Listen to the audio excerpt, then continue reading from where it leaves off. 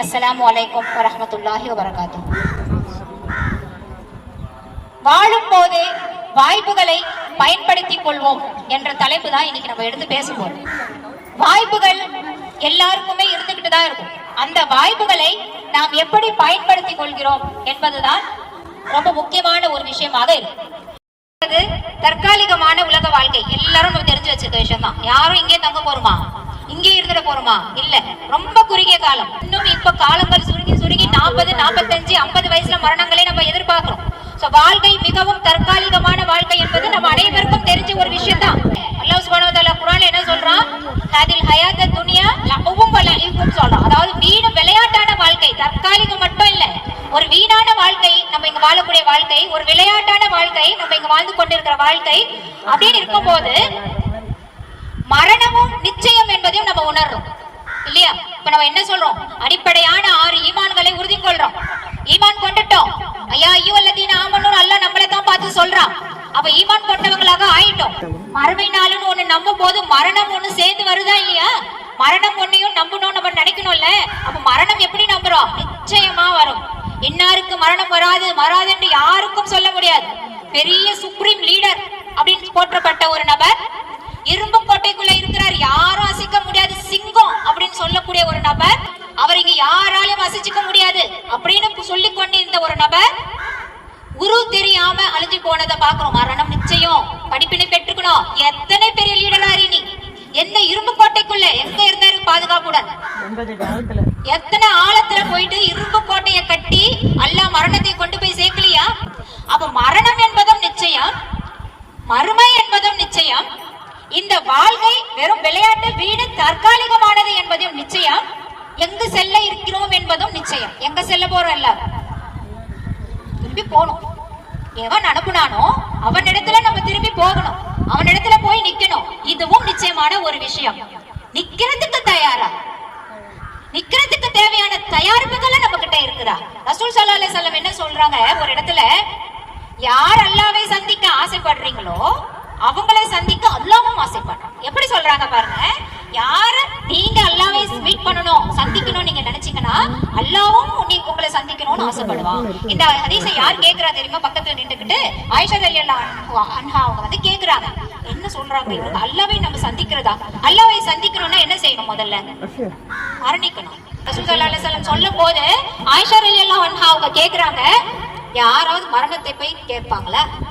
யாராவது மரணத்தை போய் ஆசைப்படுவாங்களா? மரணிச்சா தானே அல்லாஹ்விடத்துல போகணும். நான் மரணத்தை விரும்பல. யார் சொல்றது?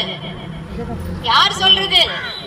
மரணத்தை நான் விரும்பலன்னு ஆயிஷா ரலியல்லாஹு அன்ஹா அவங்க சொல்றாங்க. யாராவது விரும்புவாங்களா? நானே மரணம் வரணும்னு ஆசைப்படல அப்படின்னு. அப்ப சொல்லிட்டு சொல்றாங்க, அதுக்கு அது அர்த்தம் இல்ல. மரணத்தை நீ விரும்பினால் அல்லாஹ் உன்னை விரும்புவான் அல்ல. மரணம் நிச்சயம், மரணம் வரும், தப்பிக்க முடியாது. ஆனா அந்த மரணம் வரும்போது ஒரு கலக்கம், மயக்கம், மனசுல ஒரு திடுக்கம் வரும் இல்லையா? எல்லாருக்கும் வருமா வராதா? இல்லாவே எல்லாம் சிந்தனையும் அந்த மரண நேரத்துல வரும். வீடு என்ன ஆகுறது, புள்ள என்ன ஆகுறது, புருஷன் என்ன ஆகுறது, என்ன சொன்னோம், எந்த கடன், எந்த கடன் இல்லை, இதை கொடுத்தோமா அதை கொடுத்தோமா, இது ஒரு பக்கம் இருக்க 2 திடுக்கம் ஏற்படும். எப்படி அல்லாஹ்வை மீட் பண்றது? மலக்கு, எந்த மலக்கு வந்திருக்கிறாங்க? நற்செய்தியை பெற்றுக்கொண்டு வந்த மலக்கு இருந்தால் அல்லாஹ் அப்போ ஒரு நிம்மதி, ஒரு அமைதி இருந்தாலும் ஒரு பதட்டம். துர்ச்செய்தியை கொண்டு வர மலக்குகள் மூலமாக ரூஹை கைப்பற்றப்பட்டால் அதை விட பெரிய தயக்கம். அப்ப என்ன கேட்பாங்க? இந்த துனியால ஓடி ஆஞ்சியே உனக்கு ஒரு வாய்ப்பு கிடைக்கலையா, திருந்தி கொள்ள உனக்கு ஒரு வாய்ப்பு அமையலையா அப்படின்னு அந்த மலக்குகள் கேட்கும் போது ஒரு திடுக்கம். என்ன அந்த மனுஷனோட மனசுல ஓடும்? முடிஞ்சிருச்சு, துனியா வாழ்க்கை முடிஞ்சிடுச்சு, அடுத்து ஒரு வாழ்க்கை இருக்கு, அந்த வாழ்க்கையை போய் நான் மீட் பண்ணணும், சந்திக்கணும், எதிர்கொள்ளணும். அதுக்கு என்கிட்ட என்ன தயாரிப்பு இருக்கு, நான் என்ன செஞ்சு வச்சிருக்கேன்? அதுவே ஒரு நல்லடியாரா இருந்து நிறைய நல்ல அமல்களை செய்து சந்தோஷமான முறையில அவர் எல்லாமே திருப்தியான முறையில வாழ்ந்து நற்செய்தியோட வரக்கூடிய மலக்குகள் உயிரை கைப்பற்றப்பட்ட வந்தால் அவரோட மனநிலை எப்படி இருக்கும்? எனக்கு நற்செய்தி கொண்டு வரக்கூடிய மலக்கு வந்திருக்காங்க, சலாம் சொல்லி என் உயிரை கைப்பற்றக்கூடிய மலக்கு வந்திருக்காங்க, நான் இப்போ அல்லாஹ்வை சந்திக்க தயார், நான் இப்போ அல்லாஹ்வை சந்திக்க தயார். ஏன்னா அவருக்கு எந்த திடுக்கமும் அங்க இல்லை. நல்ல மலக்குகள் உனக்கு நற்செய்தி உண்டாகட்டும், உனக்கு சுப செய்தி உண்டாகட்டும், அல்லாஹ்வுடைய திருப்தியை கொண்டு உன்னோட ரூஹை நீ வெளியேற்று சொல்லக்கூடிய மலக்கு வந்திருக்காங்க. அப்ப அவர் என்ன செய்வாரு? அப்பா நான் அல்லாஹ்வை சந்திக்க ஆசை கொள்றேன்.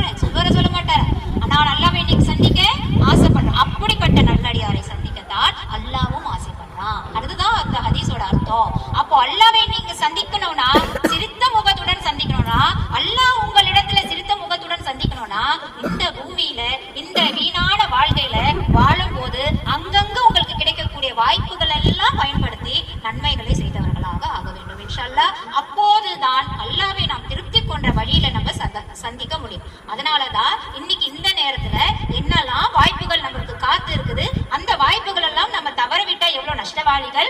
அந்த வாய்ப்புகள் எல்லாம் எப்படி சரிவர நம்ம பயன்படுத்திக்கிறது, அப்படி சரிவர பயன்படுத்தி கொண்டு எப்படி அல்லாஹ் திருப்தி கொண்ட வழியில் நாளைக்கு மறுமையை போய் அடையிறதுன்றதுக்காக தான் இந்த தலைப்புல இன்னைக்கு நம்ம பேச போறோம்.